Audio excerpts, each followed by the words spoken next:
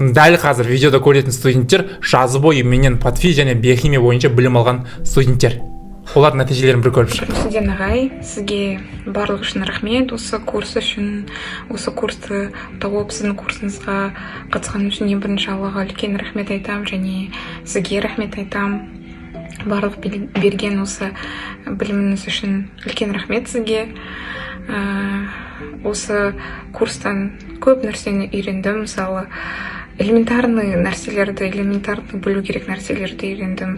Например, просто так айтсаң, ген, ДНК, нуклеотидтер, генетикалық код. Біз оның барлығын не екенін білеміз да, по сути. Бірақ та оның қалай жұмыс істейтіні, например, мысалы мен трансляция бүкіл нәрсені білем, өттік, но барлығын жаттанды өткеніміз да, ал сіздің курсыңызда мен прям барлығын түсіндім, ой, қалай, ненің не үшін болатынын барлығын түсіндім. Мысалы, одан кейін воспаление, одан кейін аллергия туралы бүкіл нәрсені үйрендім да, ол қалай болатынын, қалай басталатынын, неден болатынын деген сияқты. Сол, одан кейін осы біз көп осы жаңағы сахарный диабет туралы айттық қой. Сол сахарный диабетті де мысалы барлығы біледі, ол кезде адам шөлдейді, инсулин салады, бірақ оны не үшін жаңағы глюкоз, то есть қант диабеті болған кезде не үшін жаңағыдай адам шөлдейтін, мен мысалы оны білмейтін, шынымды айтсам. Бір кезде бір күні менің сестрам сұрайды менен, осы температура не үшін көтеріледі деп. Енді ол кезде жаңағы мен 2-ші курс оқимын, білмедім да, бірақ мен ұялдым сол кезде білмегеніме. Бірақ сіздің курсыңызға қатысып, мен соны түсіндім, даже температура не үшін көтерілетінін осы сіздің курсыңызда айтылды, барлығы түсіндірілді. Потом осы соңғы өткен тақырып рак жасушалары, яғни рак ауруы. Осы неге жаңағы рак ауруы, осы көптеген адамдар бұл аурумен жаңағыдай ерте қайтыс болып кетеді, жаңағыдай көп ауырады. Соның барлығын түсіндім да. Өте қызық тақырыптардың бірі болды. Сол осындай көп айта берсе негізі есімде қалып жатқандарды айтып жатырмын. Сол, рахмет сізге ағай барлығы үшін. Курсыңыз күшті. Курста ұнайтыным, вообще асықпай барлығын түсіндіресіз. Сосын слайдта қандай сөздер тұр, сол сөздің барлығын түсіндіріп кетесіз да. Сол маған қатты ұнайды. Жаңағыдай просто так өткізе салмайсыз. Например, бір сөз тұра ма, сол сөздің не екенін, термин ба, оның не екенін, қалай әсер ететінін барлығын түсіндіріп кетесіз да. Сол маған өте қатты ұнайды. Сол курстарыңыз күшті. Осындай курстарыңыз көп бола берсін. Рахмет сізге. Осы болашақта күшті маман, күшті врач болыңыз деп тілеймін сізге. Барлықтарыңызға сәлем. Менің есімім Динара. Мен 4-ші курс студентімін. Қарағанды медицина университетінде оқимын.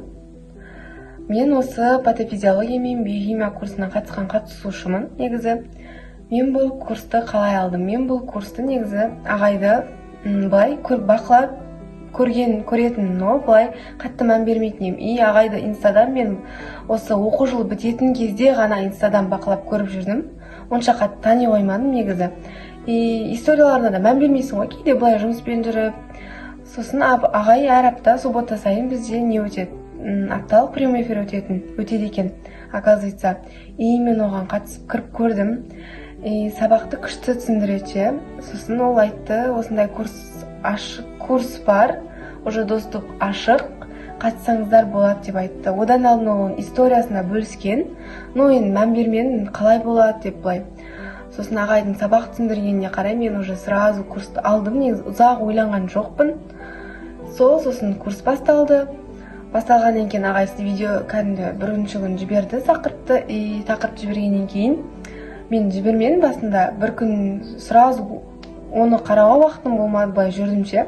Өйткені ағай айтты, бізде доступ жабық, доступ всегда ашық тұрады деді. Ешкімді былай мынандай уақытта жібер деп дедлайн қоймаймын. Әркімнің жазда шаруасы бар деген сияқты деп айтты. Сосын мен де жүре бердім. Ағай маған жазады келесі күні. прям жағдайым сұрап, не үшін сабақ қарамай жатсыз деген сияқты. Мен уже ағай прям күшті сұрайтын сияқты, кері байланысы деп қоям ғой. Сосын сол мен курсты одан бастап жазып, ағайға жіберіп жүрдім. Ағай прям әр қайсысына андай сұрақтар қойып, мен түсінбеген жерін сұраймын кейде ше. Сол түсіндіріп береді. Иногда бір жағдай болды. Бір күн осындай бір оңай сұрақ, ағай бір сұрақ қойған, мен ол сұраққа дұрыс жауап бере алмадым ше, ойланып жүрдім. Сосын оған бір ойланып кейін жауап беремін дедім да, ағай біраздан кейін маған Динара деп жазады да. Я ағай, мен ойланып жүрмін әлі деп қоямын ғой. Сосын білмесеңіз андай айтыңыз, түсіндірем деген сияқты. Енді мен өзіме ашулы болдым да, неге мен ол сұрақты білмеймін, мен ойлануым керек, мен сразу ағайдан сұрай салсам болмайды ғой деп қоямын ғой.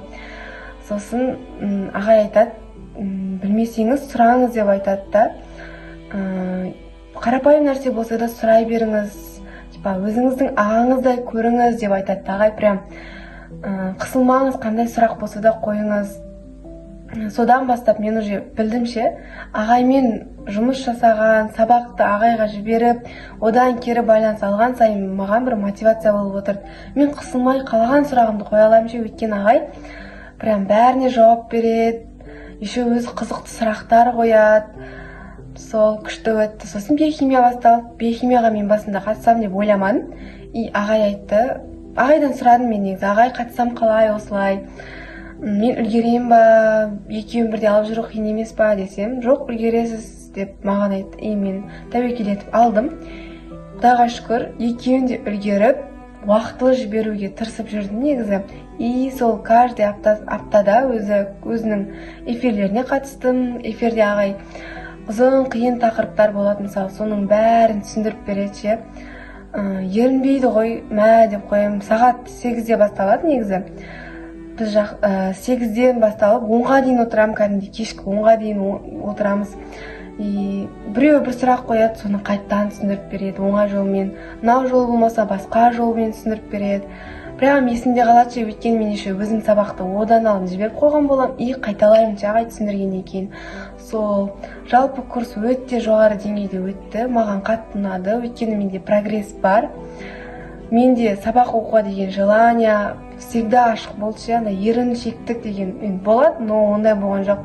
Өйткені маған мотивация беріп тұрды ше, ағайдың өзі маған мотивация болды. Всегда андай кері байланыспен жағдайымды біліп, түсінікті ма, эфирден қалмаңыз деп ескертулер айтып тұрғанның өзі маған күшті энергия берді негізі. Сол ағайға рахмет айтқым келеді. Курс өте жоғары деңгейде, сіздерге де қатысуға совет беремін. Сәлем достар, қалдарыңыз қалай? 2023 жылдан бастап Берік Ермұхановтың барлық курстарына қатыстым. Ең алғашқы МОПРО курсы, патофизиология, биохимия, медконтент курсы, соңғы 2 курсқа әлі де қатысып келе жатырмын.